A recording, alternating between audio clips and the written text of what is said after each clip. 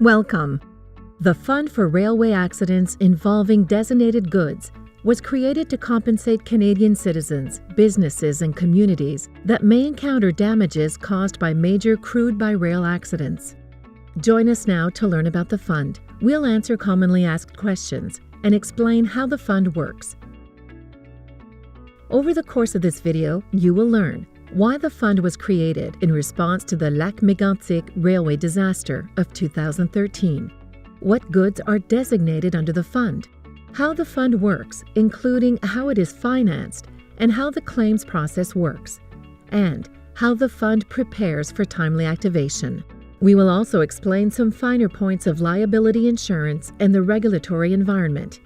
Finally, we will provide links to resources that are helpful when working with the fund. With more than 40,000 kilometers of track, Canada's railway network is an important part of our national transportation system. While generally safe, the transportation of dangerous goods can pose potential risks to the communities and ecosystems that railways pass through. The fund assures that victims of railway accidents involving crude oil are compensated for damages. It is important to understand when the fund is activated and that several conditions must be met. 1. There must be a railway accident. 2. The accident must occur on a federally regulated railway. And 3. The accident must involve crude oil. In such a situation, the fund activates as soon as the railway has paid up to its mandatory insurance level. The fund provides victims with access to unlimited compensation for damages beyond what the railway's insurance covers.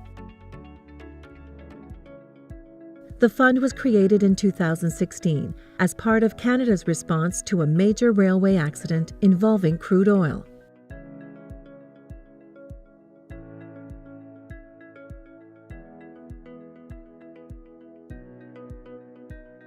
In 2013, a catastrophic train derailment devastated the town of Lac Mégantic, Quebec. A runaway train hauling 72 tank cars filled with crude oil derailed in the center of the town. The rail cars ruptured and exploded when the oil caught fire, tragically causing 47 deaths and extensive damage to property and the environment. At the time of the tragedy, the railway company involved in the accident, the Montreal, Maine, and Atlantic Railway, had only $25 million in liability insurance. That was not enough to cover all the damages, and the company quickly declared bankruptcy. The people who suffered damages and their families received mixed messages about where to turn for compensation. The disaster highlighted the need to strengthen the liability and compensation regime for railway companies in Canada.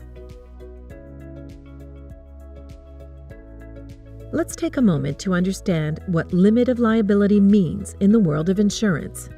Every insurance policy has a limit of liability. This is the maximum amount that the insurer will pay out for damages that the insured party, in this case the railway, is liable for. The Canada Transportation Act now mandates the minimum liability insurance that a railway company must carry based on the type and volume of dangerous goods it transports per year. In addition to developing strong liability provisions for railways, the Government of Canada established the fund to ensure victims can access unlimited compensation over and above the railway company's insurance.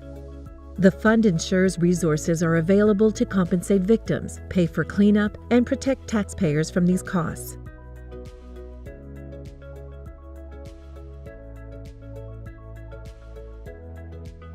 The fund applies to railway accidents involving specific, dangerous, designated goods. Currently, only crude oil has been designated under the fund.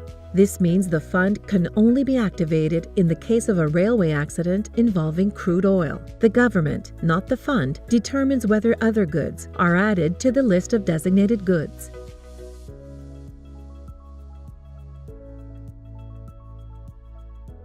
The fund is financed through a levy, a per-ton fee charged to shippers, which is collected and remitted by the first railway to carry the crude oil in Canada.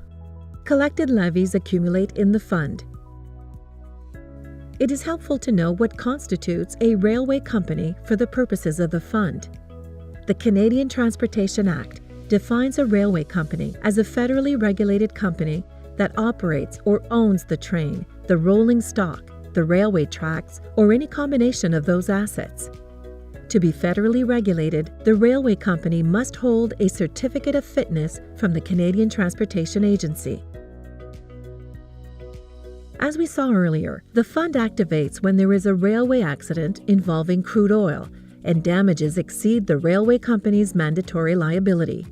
Let's look at two examples of when this may happen.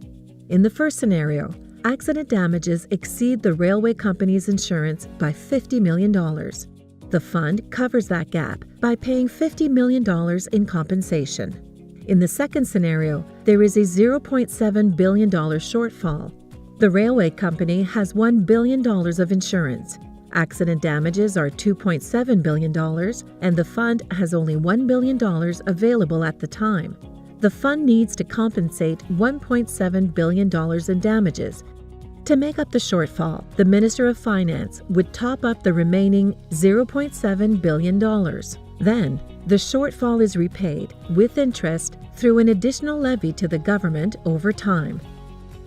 Once the fund is activated, it covers many types of damages that include cleanup costs and environmental damage, wrongful death and personal injury, property damages, economic damages, loss of subsistence living, loss of hunting, gathering, and fishing opportunities by Indigenous peoples, loss of non-use value. Claims can be filed based on the type of damage incurred. For most types of damage, any person or entity in Canada can file a claim. Submitting a claim begins with gathering all evidence of damages, including invoices, receipts, photographs, and other proof of damages. Claims are directed to the railways involved, and once insurance limits are met, remaining and eligible claims are then transitioned to the fund for processing and compensation.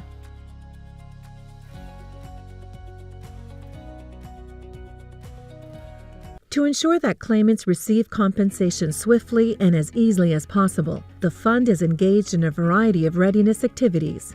For example, we monitor crude-by-rail accidents as they occur.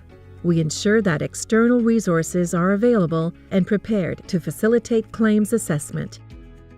We pre-plan and collaborate with railways and regularly engage with them. We have a communications plan for claimants at the ready in case of an accident, and we conduct ongoing scenario-based training with stakeholders. The fund's stakeholders include all levels of government, railway officials, insurance and claim professionals, emergency responders, legal experts, and many others. We engage with them to ensure they are prepared to act in the case of a qualifying rail accident, and our ongoing monitoring of rail accidents ensures the fund itself remains on high alert. Our goal is to provide clear information and swift compensation to victims. Communications planning is critical in meeting that goal. The fund's communications plan was developed to ensure that victims and claimants receive clear messages about how to obtain compensation. We continue to improve communications with other key stakeholders through periodic workshops and simulation exercises. We also work with federal organizations that would be involved in the compensation of damages following an accident.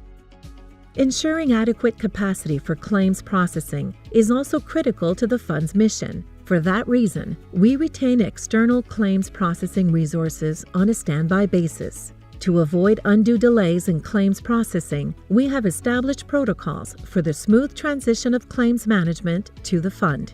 Other ongoing readiness activities include research and consultation on new fields of law and discussions about new types of claims that may arise.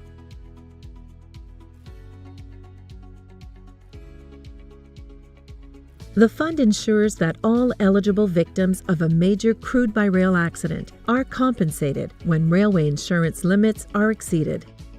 This means citizens, businesses, and communities impacted by a crude-by-rail accident will have access to unlimited compensation when claims go beyond railway insurance limits. The fund's activities are undertaken with the goal of ensuring that victims have access to compensation when needed. To learn more about the fund, visit our website or follow us on social media. You can also refer to these resources for more information about railway companies and the claims process.